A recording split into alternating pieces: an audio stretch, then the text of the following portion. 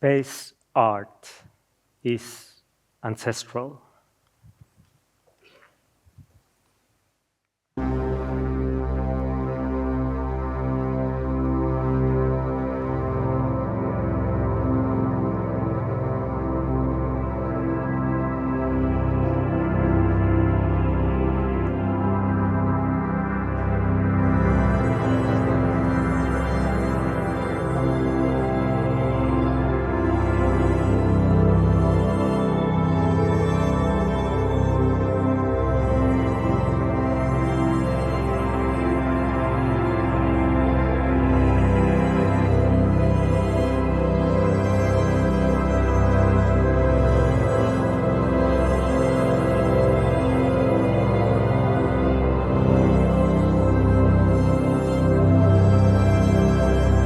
Rooted in the sky from the beginnings of time, we looked up to find ourselves in a story made of light.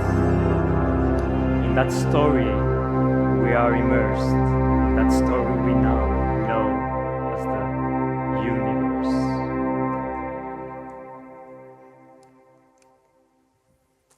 Good morning. My name is Nahum, and I'm an artist. And I was born in the navel of the moon, which is the meaning of the word Mexico. Our indigenous people were in a constant dialogue with the cosmos. They built entire cities that spoke to the stars. Serpents made of shadows descended their pyramids every equinox.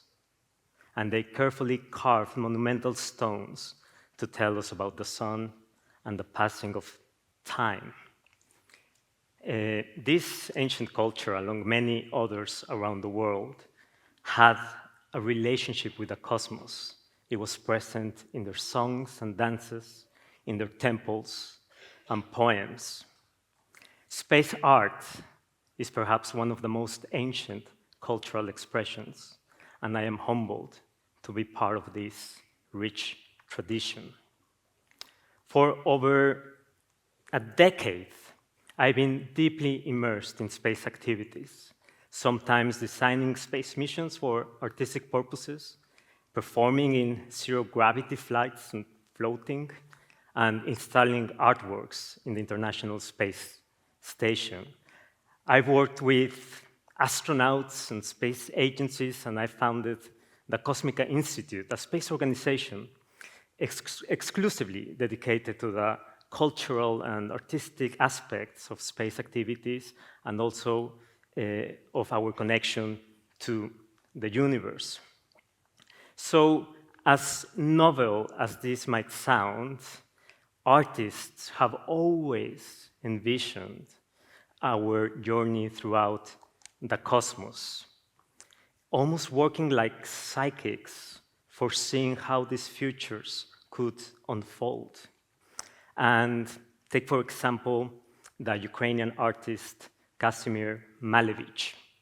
When he was working on his series Suprematism back in 1915, he sketched gestures on paper to convey a vision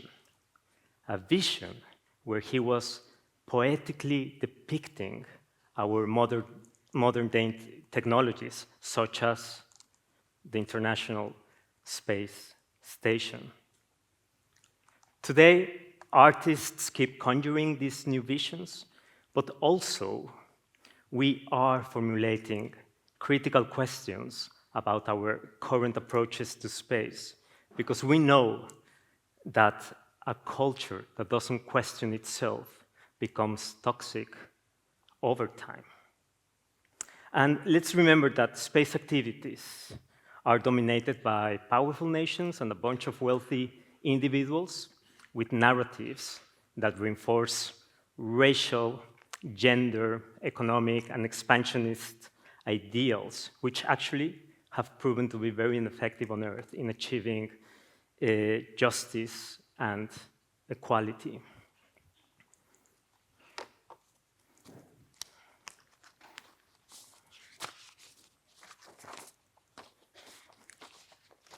February 26, 1962. Dear Miss Kelly, this is in response to your letter of February 20th, 1962, and your offer to go on a space mission is commendable, and we're very grateful. But this is to advise that we have no existing program concerning women astronauts, nor do we contemplate any such plan. We appreciate your interest and support of the nation's space program. Sincerely, Obiloy Jr., Director of Public Information at NASA. It's one small step for man, one giant leap for mankind. Indeed, the famous words uttered by Armstrong were addressing men, since women were excluded from walking on the moon or participating in the Apollo missions, not because there weren't any capable women, but because the future was imagined in the image of men.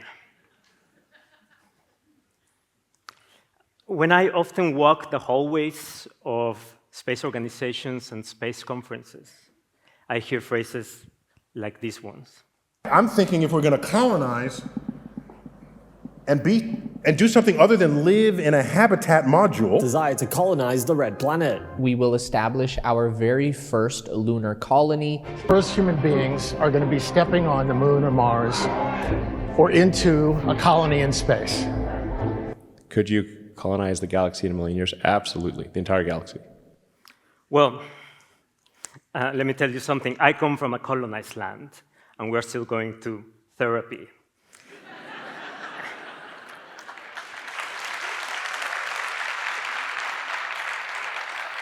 And how is it possible that we are developing the latest science and technology and yet using ideas that are 500 years old?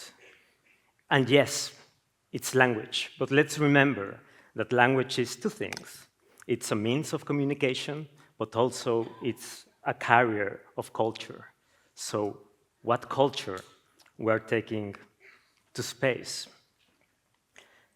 I want you to imagine what it would look like to one day look at the moon and see that it has a dent, as if it were beaten by someone. Or looking through a telescope to Saturn, just to realize that there are gaps within its rings. And this can happen one day, since companies around the world are already crunching the numbers and rolling the spreadsheets to make profits out of the so-called space resources. And we might soon be talking about the anthropocosmos, an era of human interference in the cosmic order. Just look at what's happening around our planet. There are over a million of particles that are space junk. And the truth is that space is not a resource, just as Earth has never been. Reducing this world and others into mere resources, territories to be conquered, will take us down a path we already know. Artists have invited us to see things a little bit differently. So this is why it's important to see the artists, the paintings that are telling us new visions about space, to the storytellers that are writing stories about new ways of engaging with the cosmos with kindness, care, and compassion. And this is something that I am trying to do with my work.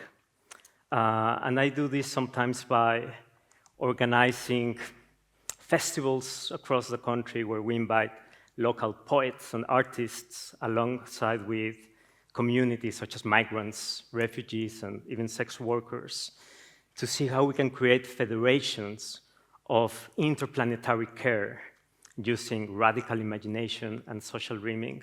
Sometimes I do this by teaching to future astronauts and space professionals something that I call space humanities, and topics like space feminisms, the colonial practices in space, and also ancestral wisdoms. Sometimes I do this by creating space cultural policies, but sometimes it requires more unorthodox approaches, such as gathering audiences like you in a theater like this and asking them to close their eyes.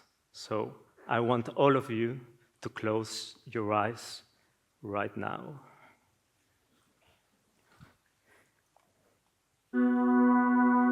As you listen to the sound of my voice, you start drifting away. Breathe in as deep as you can, and with every exhalation, you start going in a trance. And soon, you will start to remember something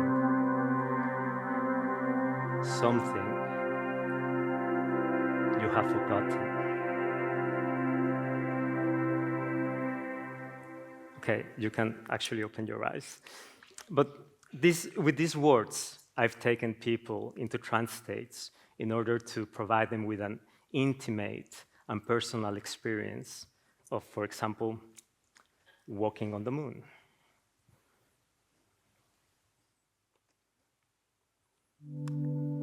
And this is what they remember. I remember flying to the moon really well and landing. Once I got onto the moon, I started to drift off, and the boundaries between dream and memory are very fuzzy for me. Yeah, I was alone, but the strange part is I felt like the moon was really small. Like I didn't feel like the way you would on Earth, like the way things are just flat. Like when I was sitting there, I felt like I was on a round little ball. So I was looking at the ground and I could see this grayish-white, rocky surface. I was floating on a little mini tin submarine. Like, yeah, it would have been like a submarine sort of floating out in outer space, and there was no sound, and any kind of sound was just swallowed by a vacuum. Like the gravity you would feel, like, you know, pulling you back down to Earth, you know, that like rapid acceleration up into the stratosphere. It was strange, like I felt very light. My physical body actually felt light. I remember like my body felt like it was floating, like it was all the way, it was flying off instantly. But I didn't really have a sense of my body walking. I felt like a disembodied spirit just floating through these very bizarre alien environments. I saw rainbows everywhere, which was really nice. And then, again, like the furry sensation was on the moon texture as well. Yeah, on the moon, I could smell the dust, you know? The sky was just vivid, azure blue, such an intense blue. And as it touched the horizon, it was sort of a pinkish yellow, but as it rose up, it was just the most intense, beautiful blue, crystalline blue that I've ever seen. I definitely saw the blue of the Earth in this moment, and the kind of the white cloudscapes over it. Just watching the Earth, like as if I was just watching the sunset, you know? It was just like a nice moment. I was just watching the planets kind of cross. I was like, I have to go back to Earth. Damn, it's really nice up here. And I was enjoying the beauty. You see like a light coming through the window, you know? I just had like flashes of like being a kid at my old house and seeing the sunlight through the window, like things like this, you know? So there were moments that I saw a lot of images of my past, of which is interesting, like, you know, because they were flashes, really just flashes. I think that I would have liked to stay longer on the moon, because I think seeing Earth again was a reminder that you have to go back.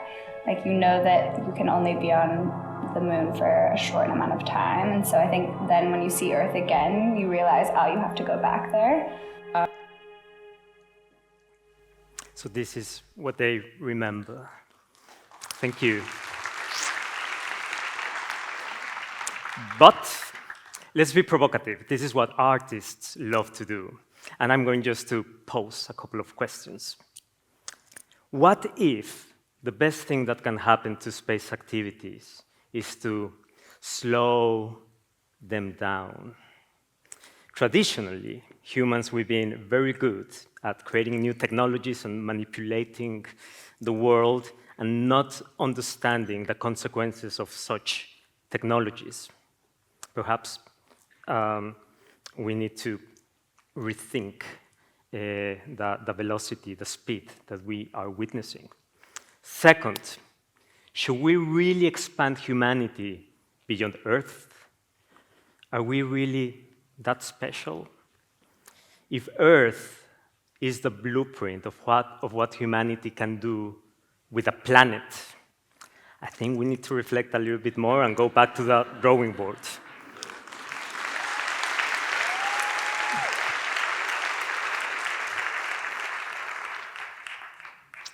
So, thank you so much for that. Yeah, I think it's important that, as an artist, I think we need to shift from these ideas of growth and eternal expansion into something else. Perhaps we should focus on the intimacy of depth, a depth that makes us conscious that we are all earthbound, interconnected to other existences, a depth that is able to realize how an incredible planet we live in, a depth that is also able to feel gratitude to every single ingredient of existence, be it stones, be it water, be it air. A depth that can pave the way for healing our relationship with each other and with the more than human worlds. Artists have long invited us to see the universe differently, with wonder and appreciation.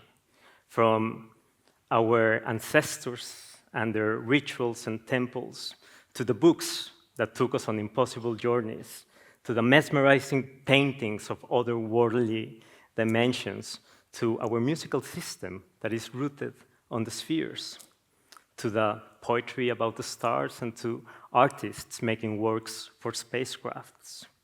I invite you to listen to these visions that are different from the dominant ones we hear every day.